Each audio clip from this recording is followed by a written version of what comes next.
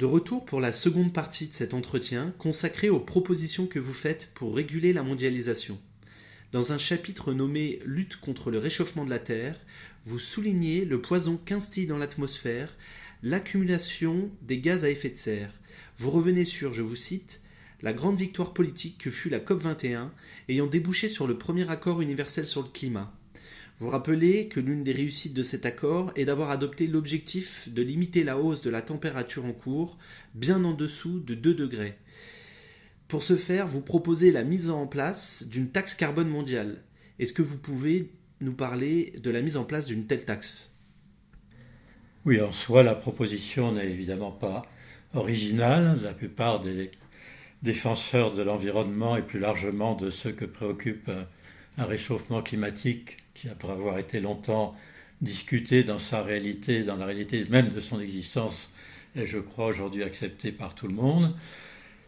L'une des premières mesures qui a été proposée, effectivement, l'idée d'une taxe carbone. Alors, d'abord, je crois qu'il faut préciser que cette appellation est un peu un raccourci. On devrait dire taxe contre l'émission de gaz à effet de serre. La plupart de la dizaine ou quinzaine de gaz visés, effectivement, sont des composés carbonés, mais d'autres ne le sont pas. Et c'est l'ensemble des émissions susceptibles de conduire à un réchauffement de la planète et donc à des risques de dérèglement climatique et de dérèglement tout court de notre environnement et de notre vie collective. C'est plutôt de cela qu'il convient de parler. Alors pourquoi taxe carbone ? Car si effectivement, comme vous le rappelez dans votre question, la conférence de Paris a été un grand succès et en particulier a débouché sur la définition d'objectifs assez précis, il faut bien lui reconnaître quand même à cette conférence deux limites. La première, c'est qu'elle n'a pas défini de méthode extrêmement précise et que, par exemple, le choix de la façon de peser sur les émetteurs de gaz à effet de serre pour qu'ils diminuent leurs effections n'ont pas été véritablement précisés. Et d'autre part, il n'y a pas dans cet accord de mesures coercitives, c'est-à-dire chaque signataire s'est engagé à atteindre des objectifs, mais il n'est prévu aucune sanction contre lui s'il change d'avis. Et il est évident que depuis la conférence de Paris et son succès, il y a eu un événement qui n'est pas un événement mineur, qui est que les États-Unis, ou du moins le président des États-Unis actuel, a décidé de retirer son pays du consensus élaboré à Paris dans ce qu'on appelle la COP21. C'est-à-dire, en gros, considère que la position des États-Unis n'est pas engagée aujourd'hui par les décisions prises à Paris, ce qui évidemment peut tout remettre en cause. Alors pourquoi taxe carbone comme outil ? Je crois qu'il y a des alternatives, il est intéressant de le mentionner rapidement. L'une d'entre elles est évidemment l'interdiction pure et simple des procédés industriels ou des usages privés conduisant à ces émissions de gaz. Mais pour prendre un exemple très concret, si l'Afrique du Sud décidait aujourd'hui de renoncer à l'usage du charbon, il est évident que c'est une impossibilité parce que l'essentiel est des recettes et des fondements économiques et industriels du pays, c'est l'extraction du charbon. Donc on ne peut pas dire qu'il suffit d'interdire. Il faut être beaucoup plus pragmatique. Alors les Européens ont défini il y a quelques années une méthode qui leur paraissait géniale, qui est d'instaurer un marché du carbone. Bon, je ne suis pas de ceux qui considèrent que le marché n'est pas un outil économique intéressant, mais je suis de ceux qui considèrent depuis très longtemps, et je ne suis pas le seul heureusement, que le marché ne résout pas tous les problèmes, et en particulier les problèmes de long terme que sont les problèmes d'environnement. Je crois que dans un essai de ce genre, l'expérience européenne était très intéressante car elle a débouché sur un échec complet. Il a été instauré un marché du carbone où les émetteurs pouvaient vendre des droits à polluer quand ils avaient fait de gros efforts à d'autres émetteurs qui, eux, avaient fait moins d'efforts. Et le marché devait réguler tout ça. Le problème, c'est qu'au bout d'un tout petit nombre d'années, on s'est aperçu que le prix du carbone ou des gaz à effet de serre défini par le marché était voisin de zéro, que ce n'était plus une incitative économique, que par conséquent, c'était l'exemple même de l'échec à ne pas reproduire. La taxe carbone, elle, correspond à des décisions d'État, des décisions fiscales, visant à faire peser sur les émetteurs une taxe. Alors, pour être utile, cette taxe, d'abord, je voudrais le dire, peut être très différente selon les pays. Pour un pays en voie de développement, comme des pays sahéliens, Niger ou Mali, évidemment, il ne s'agit pas d'instaurer une taxe. D'ailleurs, la base serait assez incertaine. Donc, selon les pays, le taux de la taxe peut être différent. Il faut bien sûr que le taux soit incitatif, mais il faut surtout, c'est non pas l'originalité de la proposition, il y a déjà un pays très intéressant par ses résultats qui s'appelle la Suède qui pratique une taxe de cette nature. Il faut une taxe progressive, et progressive à horizon long, à la différence du marché. C'est-à-dire il faut que les acteurs économiques pollueurs sachent que pour les années à venir, le taux de la taxe carbone, disons pour aller vite, sera croissant et qu'ils connaissent les éléments de cette croissance. On peut partir d'un taux bas, mais il faut qu'au bout de 2 ans, 3 ans, c'est l'espace minimal pour des changements industriels, le taux soit dissuasif. Et il faut qu'au bout de 10 ans ou 15 ans, le taux soit carrément dissuasif au point de conduire à des interruptions. Donc, ceci est la proposition en elle-même. Donc, ne pas explorer à longueur de décennies des procédures qui ne marchent pas quand il s'agit du long terme, et particulièrement des procédures du marché. Donc, avoir une taxe, la moduler selon les pays, et ensuite, bien évidemment, lui donner un taux final qui permette d'arriver à un résultat. Je voudrais rajouter en 1 minute une caractéristique commune aux 15 propositions de mon livre. J'en présenterai 5 dans l'entretien que vous avez bien voulu m'accorder pour ne pas être trop long. Ce sont des propositions précises, mais c'est aussi des propositions qui se préoccupent quelles sont les instances qui peuvent jouer le rôle de contrôle au niveau mondial, puisqu'il s'agit bien évidemment de propositions mondiales, il s'agit d'arriver à une régulation de ce qu'est le désordre mondial actuel avec toutes ses conséquences sociales dramatiques. Et enfin, dernière caractéristique, il s'agit dans mes propositions, il y a toujours l'association, quels sont les acteurs qui doivent à la fois intervenir comme révélateurs de situation et intervenir en termes d'organismes de pression sur les instances internationales pour les pousser à agir. C'est-à-dire, ce n'est pas du wishful thinking, comme on dit en anglais, ou du yaka faucon, comme on dit en un français pas très châtié. C'est des propositions toujours appuyées. Il y a des objectifs, mais il y a aussi des instances qui doivent être leaders, et il y a surtout des intervenants extérieurs qui doivent pousser dans le sens en question. Je le dis sur la première proposition, je ne le répéterai pas à chaque fois, mais c'est évidemment, à mes yeux en tout cas, un point important de l'écriture du livre que je commente aujourd'hui. Alors, dans ce sens de régulation mondiale de lutte contre le réchauffement climatique, vous proposez que les brevets et les licences existants contribuent à la mise en œuvre, à la mise en œuvre du processus de diminution des émissions de gaz à effet de serre, soient considérés comme des biens publics mondiaux. Est-ce que vous pouvez nous élaborer un petit peu cette proposition ? Oui, bien sûr. Bon, d'abord, rappelez ce que c'est qu'un bien public. Un bien public, c'est un bien qui n'est pas privatisable, qui n'est pas de jouissance d'un individu ou d'une personne, ou plus exactement, qui n'est pas de sa seule jouissance. Je prends les exemples les plus classiques qu'on enseigne quand on est prof d'économie, qui est de dire, un émetteur radio, un émetteur télévisé, il émet des sons, des images, mais il peut y avoir un nombre absolument indéfini, voire très élevé d'auditeurs ou de vidéoteurs, je ne sais pas quel est le mot précis, et sans que cela mette en cause la qualité de la production, le volume de la production. Tout ça, c'est ce qu'on appelle des biens publics. Et c'est des biens qui n'ont pas forcément à être payés, puisque, disons, l'usager additionnel, marginal, comme disaient les économistes, eh bien, son entrée dans le circuit n'a pas pour effet de nuire aux autres usagers. Bon, la notion de bien public mondial est aujourd'hui encore très contestée sur le plan idéologique, notamment par tous les libéraux, tous les contempteurs du marché, parce qu'ils considèrent que pour qu'il y ait un bien public, il faut qu'il y ait une autorité régulatrice, ce qui n'est pas complètement faux en soi, mais il existe aujourd'hui des instances internationales dans beaucoup de domaines. Il y a les COP de différents numéros en ce qui concerne le climat, il y a un organisme qui s'appelle le G20, il y a un organisme qui s'appelle l'ONU, il y a des organismes qui s'appellent des conférences de l'Organisation mondiale du commerce, par exemple. Donc il existe des régulateurs mondiaux potentiels. Tout le problème, bien sûr, étant de leur faire assumer cette notion de bien public mondial, son utilité permettant, dans le cadre technologique, et j'en reviens à votre question concrète, de faire en sorte que des technologies récentes, de pointe, qui ont été brevetées et qui rapportent de l'argent à leurs inventeurs, ce qui est logique, qui rapportent aussi de l'argent à leurs utilisateurs, que l'usage de ces technologies soit accessible à tous.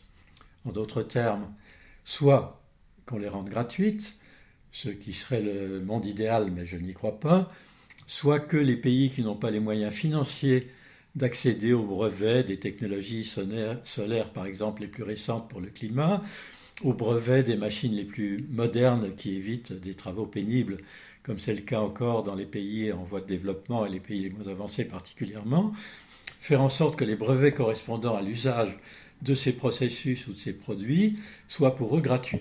C'est-à-dire qu'il y ait un organisme qui règle effectivement dans le respect de ce qu'on appelle aujourd'hui la propriété industrielle ou la propriété intellectuelle, qui règle le prix des brevets, par exemple dans le domaine de l'environnement. Ce devrait être pour moi l'une des raisons d'être de ce qu'on appelle le fonds vert, c'est-à-dire le fonds qui est abondé par des ressources mondiales à hauteur de dizaines de milliards de dollars par an. Le fonds qui fonctionne au bénéfice des pays pauvres, eh bien il faudrait que ce fonds s'intéresse non seulement à des transferts d'argent, mais à des transferts de technologie, car ce n'est pas la peine d'aller parler de monter une centrale solaire dans un pays qui en est encore à un niveau technologique bien moins avancé. Alors, vous abordez également l'instauration d'un socle mondial de droits sociaux. Cela nous apparaît éminemment important dans la mesure où le dumping social est une arme essentielle du grand capital pour faire pression sur le monde salarial. On sait toutefois que les entreprises multinationales font de plus en plus attention à leur image de marque et font attention à ce que les ONG ne les pointent pas du doigt sur des possibles conditions de travail inhumaines. Malheureusement, les comportements indécents perdurent. Le travail des enfants existe toujours. L'OIT parle de 168 millions d'enfants qui travaillent dans le monde pour répondre à la nécessité de standards sociaux décents. Qu'est-ce que vous proposez ? Bon, il est clair qu'il existe un organisme international, là encore, qui s'appelle l'OIT, en français l'Organisation internationale du travail, qui édicte des normes sociales qui, si elles étaient mises en œuvre, amélioreraient de façon extrêmement importante la vie quotidienne, j'allais dire, de millions, de milliards de salariés ou de travailleurs au statut parfois mal défini. Donc les règles existent. Le problème est de les faire respecter. Bon, que ces règles ne soient pas respectées est une évidence qui n'est pas toujours aussi apparente qu'on imagine. Vous évoquiez tout à l'heure le rôle des grandes firmes multinationales.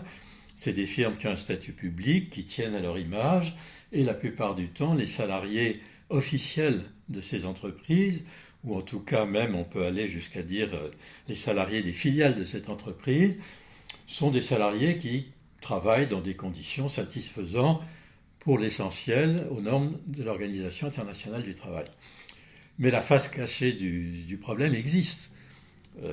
Tout le monde a en tête, ou tout au moins ceux qui s'intéressent aux drames salariaux du monde actuel, l'explosion, l'incendie et finalement l'effondrement de ce qui s'est révélé être au Bangladesh une espèce d'atelier clandestin de fabrication textile, où des salariés travaillaient dans des conditions de sécurité qui se sont révélées totalement inacceptables, puisque l'incendie de ce bâtiment et son effondrement a conduit finalement à plus d'1 millier de morts recensés.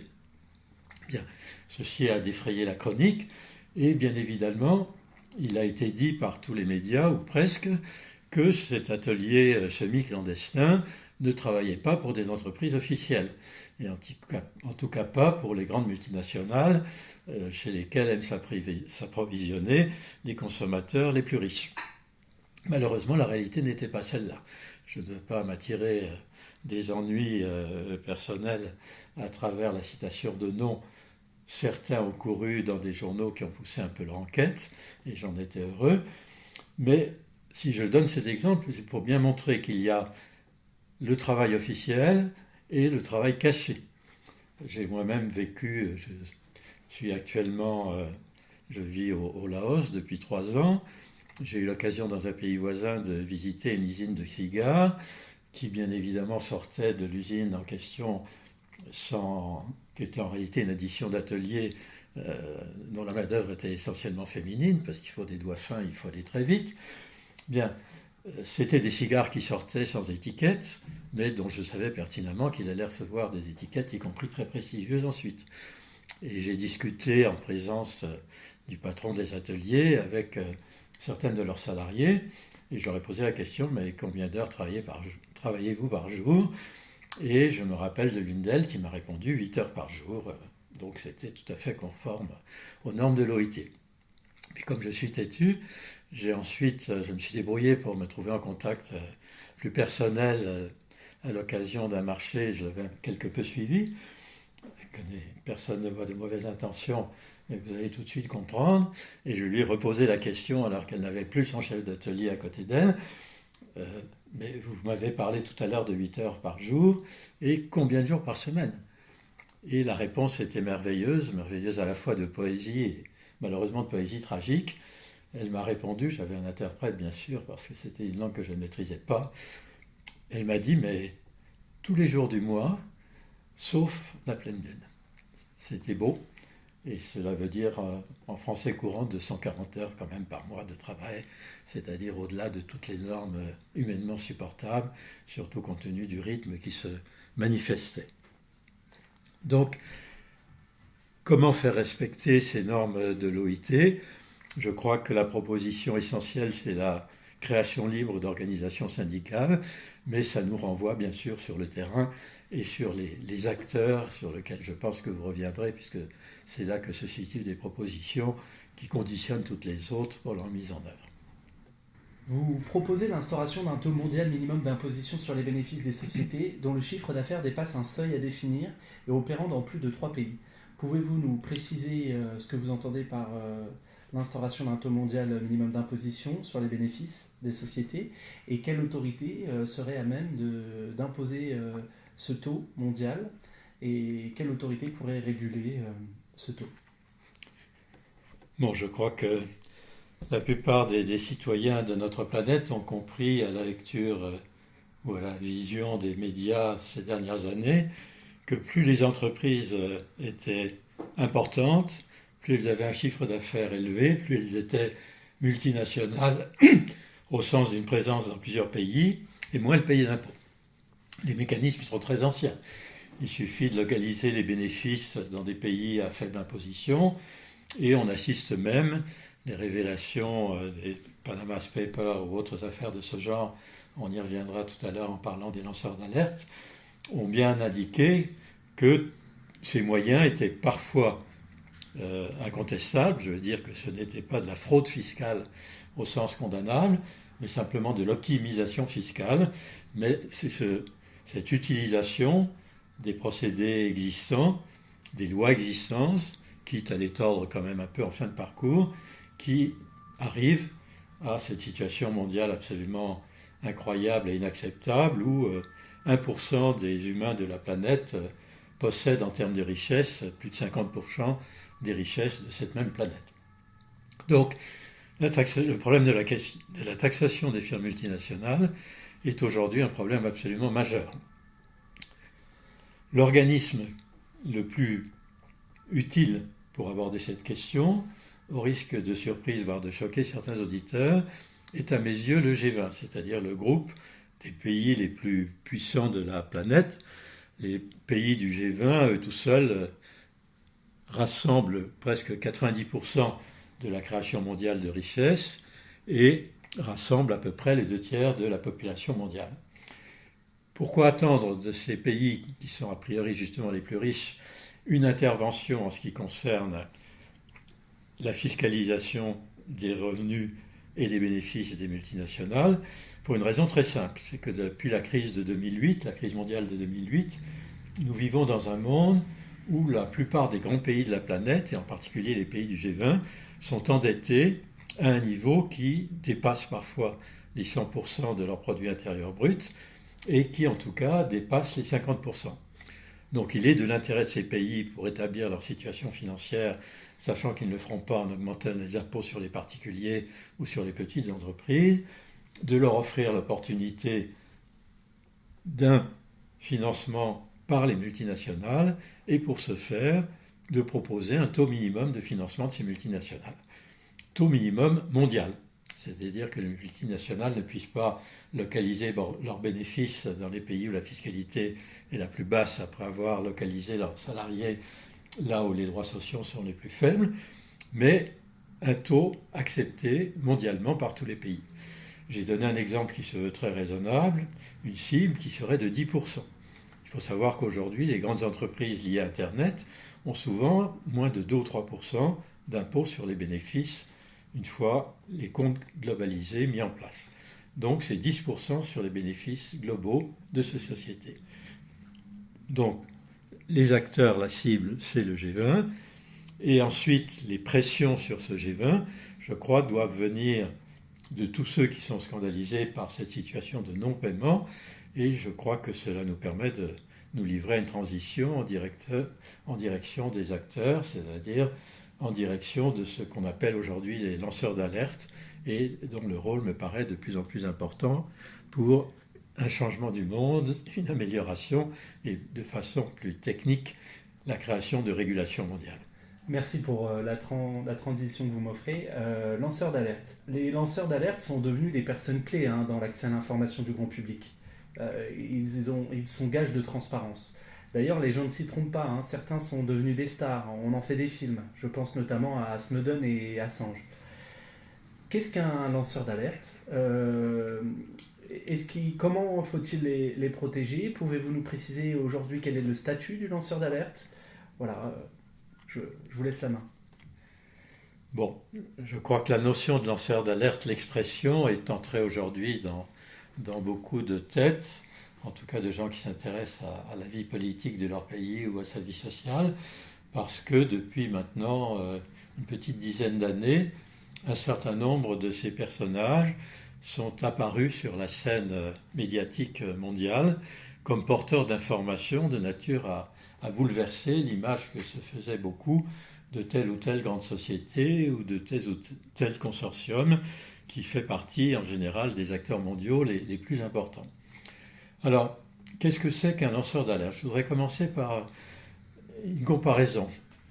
Aujourd'hui, dans le monde dans lequel nous vivons, tous les États civilisés, et on peut considérer qu'ils le sont tous, ont un droit interne qui inclut une notion qui paraît évidente et de bon sens, qui est la notion suivante. Toute personne qui a connaissance d'un délit de nature criminelle, et plus encore de son auteur, peut être condamné s'il ne porte pas l'information qu'il connaît en direction de la justice de son pays. Et ça paraît, je crois, dit comme cela, comme une évidence. Par contre, aujourd'hui, ce qu'on appelle un lanceur d'alerte, c'est-à-dire un personnage qui révèle publiquement des comportements contraires aux règles financières, voire également aux règles sociales, à l'intérieur de telle ou telle entreprise, notamment dans le monde de la finance et notamment dans le monde d'Internet, ce personnage, comme un exemple récent au Luxembourg, dans l'affaire des fuites au Luxembourg, c'était simplement la révélation du fait que le Luxembourg avait passé avec quelques entreprises des accords fiscaux particulièrement avantageux, à condition qu'elles installent leur siège dans ce pays. C'était resté secret. 2 personnes notamment, dont je tairai les noms, mais on peut les retrouver facilement, ont fait circuler cette information à destination du grand public.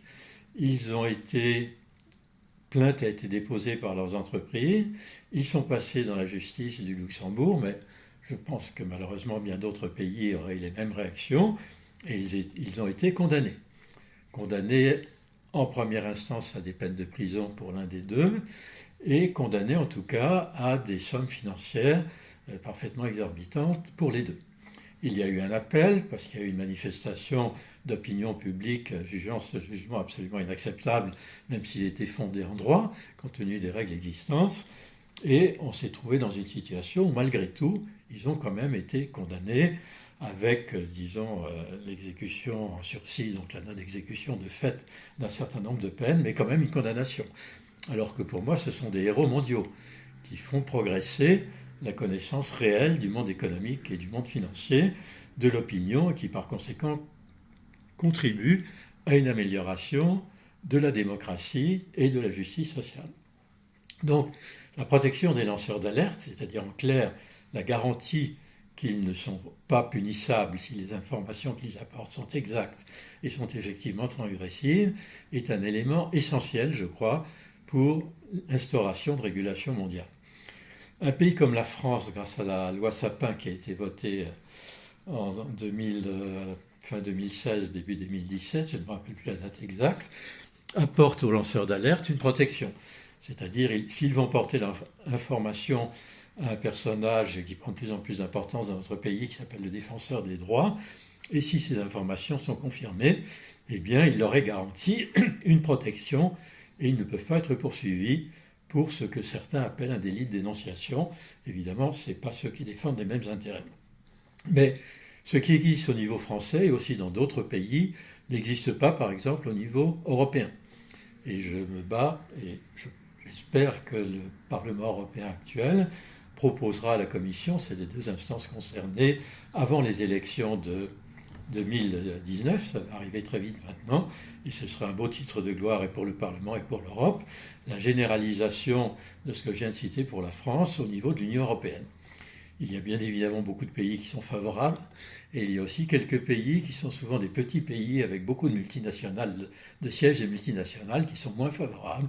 C'est donc une bataille non seulement financière, non seulement juridique, mais politique, qui doit être livrée avec le soutien d'un maximum de monde. Mais je complète ma proposition sur les lanceurs d'alerte par une proposition qui me paraît aussi importante, qui est la protection des ONG, des organisations non gouvernementales, qui très souvent servent de médiateurs entre des personnes qui ont envie de parler et les grands organismes journalistiques qui répercutent ensuite l'information correspondante. Je prendrai 3 exemples très concrets. Dans le domaine social, aller dénoncer son chef d'entreprise ou les méthodes de certains dans son entreprise en termes de conditions de travail peut être évidemment puni d'un bannissement immédiat, d'un licenciement immédiat. Et par contre, favoriser le dialogue entre des hommes ou des femmes qui vivent dans des conditions inacceptables et des ONG, des organisations syndicales la plupart du temps, qui peuvent leur servir d'interlocuteurs, est beaucoup plus facile pour eux. C'est leur vie quotidienne souvent. Ou des acteurs extérieurs, mais qui sont des ONG qui vont plonger dans ce monde du travail. Et je crois que ces ONG se voient protégées, qu'elles ne puissent pas être poursuivies par l'entreprise, est aussi important que le rôle de protection des émetteurs de l'information eux-mêmes. Et pas ailleurs, pour ces émetteurs d'information, il est parfois beaucoup plus simple de s'adresser à une ONG que de s'adresser à un journaliste qui est toujours suspect dans certains pays acceptant des pratiques sociales ou environnementales inacceptables. Donc, je vais à un autre exemple. Bon, je connais malheureusement des grandes entreprises qui font des plantations de bananes ou qui sont des plantations de palmiers à huile où les conditions de travail sont inacceptables, mais surtout les conditions environnementales sont inacceptables parce qu'il est utilisé pour favoriser la croissance de ces produits, de ces productions, de l'huile ou des bananes, l'usage de produits qui sont condamnés au niveau international et qui sont quand même utilisés par ces entreprises. En général, les salariés qui travaillent sur ces plantations, j'emploie exprès un mot un peu ancien, mais pour indiquer qui crée une image, je pense, pour beaucoup d'auditeurs.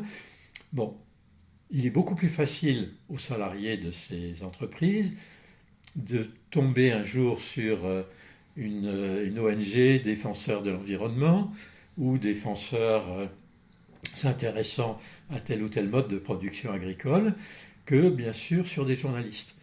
Et il faut que ces ONG, qui sont souvent des ONG locales, à peine reconnues dans leur pays, soient elles-mêmes protégées. Et je crois que cette notion de protection à la fois des lanceurs d'alerte, mais aussi des ONG qui sont les intermédiaires entre les lanceurs d'alerte et les récepteurs finaux, que ce soit un défenseur des droits à la française ou directement des journalistes, est quelque chose d'important, quelque chose de novateur et surtout quelque chose à mes yeux d'essentiel si on veut que les turpitudes sociales, environnementales pratiquées aujourd'hui par des filiales de beaucoup trop d'entreprises deviennent publiques. Et je conclurai là-dessus, si vous le permettez, d'une dernière phrase. Je me bats finalement à travers ce livre en faveur de la création de ce que j'appellerais une opinion publique mondiale. Je crois que les 5 ou 6 exemples qu'on a appelés les Panama Papers, les LuxLeaks ou des choses de ce genre, révélés par une organisation nouvelle de journalistes internationaux qui joue ce rôle aussi de relais, contribue à la création d'une opinion publique mondiale. Et je crois que la création de scandales, je me rappelle quand j'étais très jeune, ce qui était en France la révélation par quelqu'un qui n'était a priori pas un personnage politique et qui l'était pourtant profondément, qui s'appelait l'abbé Pierre, qui a dénoncé la mort de froid dans les rues de Paris de 100 logis. Je crois que l'intervention d'un personnage de ce genre a été importante et je crois que l'opinion publique nationale, elle existe maintenant dans beaucoup de pays, c'est une opinion publique mondiale qu'il faut créer et je crois que la protection des lanceurs d'alerte et des ONG qui sont les réceptacles éventuels de l'information qu'ils révèlent sera pour les décennies à venir un élément essentiel d'un combat politique pour plus de justice et d'un combat porteur de résultats. C'est ça évidemment qui intéresse la majorité de ceux qui nous écouteront ou qui me liront. Alors, en quelques mots, est-ce que vous pouvez nous expliquer comment on pourrait... est-ce que selon vous, il faut se méfier des faux lanceurs d'alerte qui pourraient faire de l'intox politique, ou alors est-ce qu'on peut avoir des réserves concernant des questions de sécurité intérieure, concernant la raison d'État, par exemple? Dites-nous où sont les limites de révélation. Bon, je vais dire plus brutalement ce que vous me suggérez, c'est-à-dire, il y a des domaines, comme des domaines liés au secteur de la défense pour tous les pays, pour lesquels il existe des notions de secret défense. Bon, la première règle à faire respecter, mais je crois que les lanceurs d'alerte qui prennent des risques considérables sont la plupart du temps, en tout cas jusqu'à maintenant, des personnes qui ont bien conscience du fait que si elles s'engageaient pour nuire d'une entreprise à une autre, ou je ne sais quoi de ce genre, à faire circuler des informations qui se révéleraient fausses, évidemment, ça se terminerait très mal pour eux. La loi française à cet égard est évidemment très claire. Il est évident qu'au stade actuel, au niveau international, la situation l'est moins. Mais je crois que toute personne qui risque la perte de son travail, la mise à l'index de sa famille, voire des mesures de rétorsion dans des États plus policiers ou moins démocratiques, plus directs, je crois que tous les lanceurs d'alerte, comme on les appelle aujourd'hui, toutes les ONG qui jouent le rôle d'intermédiaire, que ce soit des Transparency International, des WWF ou le CIRAD, je prends un exemple agricole volontairement, ont bien conscience de l'importance de la vérification des informations données. Mais il existe, et c'est cela je pense que vous suggérez aussi, des domaines où la règle du secret, y compris dans des pays tout à fait démocratiques, est considérée comme devant être respectable et respectée. C'est ce qui concerne le domaine de la défense, le domaine militaire, ou disons pour parler plus largement, les domaines de sécurité. Et je crois que dans ces domaines-là, il faut accepter l'idée, si l'on se veut réaliste, et au moins compte tenu de l'état actuel du monde, et tant qu'il n'existe pas une organisation des Nations Unies qui soit non seulement un lieu de décision quand elle arrive à l'être, mais aussi un lieu de contrôle de ces décisions, il faut admettre qu'il existe des secteurs à part qui ne peuvent pas rentrer d'entrée de jeu aujourd'hui dans ce domaine de transparence. Bon, pour autant, je crois qu'il faut avoir la conception d'une frontière variable et il faut arriver à une conception d'autorégulation de ces systèmes. On a eu dans l'actualité récente un exemple intéressant avec l'empoisonnement, entre guillemets, d'un ancien agent soviétique, agents installés au Royaume-Uni depuis fort longtemps.